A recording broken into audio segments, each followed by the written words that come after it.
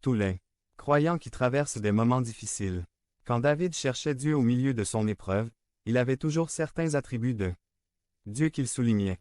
Sa puissance, sa souveraineté, sa miséricorde, sa justice. De tous les attributs de Dieu, il y en avait un qui revenait sans cesse à David pour l'aider.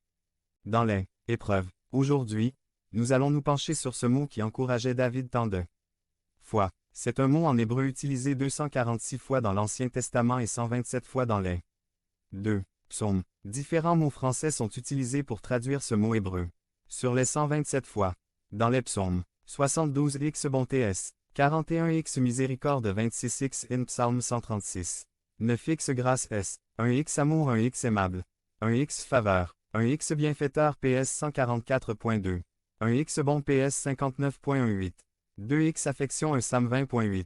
Dans 17.7 David dit signale ta bonté. Version Colombe dit montre les merveilles de tes bienfaits. En anglais, NASB, Wondroushow. Your loving kindness, Summer 2000, fait resplendir l'immensité de ton amour. Darby rend admirable ta bonté. C'est ma prière pour nous tous. Seigneur, montre-nous aujourd'hui les merveilles de ta bonté. Pour David, la bonté de l'Éternel est précieuse. Chaque jour nous faisons les estimations.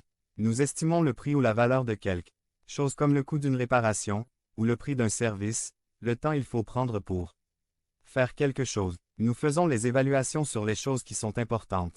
De temps en temps nous faisons les estimations, mais plus tard nous voyons que nous avons eu tort, comme le monsieur qui a vendu une peinture dans sa maison à quelqu'un et qui a trouvé plus tard qu'elle a eu une valeur d'1 million de dollars. La parole de Dieu est un endroit excellent pour chercher la vraie valeur de quelque chose. Surtout, quand nous voyons un mot comme se trouve dans notre texte, précieux. Ce mot indique quelque chose de grande valeur. Malheureusement nous n'estimons pas la bonté de l'Éternel comme il faut. C'est quelque chose comme la peinture dans la maison du monsieur. Comme un ordinaire. Nous utilisons le phrase Dieu est bon souvent, au point où les mots ont perdu leur valeur. J'espère qu'aujourd'hui nous pouvons voir encore la bonté de Dieu comme il faut. Nous allons voir que une haute estimation de la bonté de l'Éternel est essentielle pour que le croyant puisse confier en Dieu. L'estimation de la bonté de l'Éternel.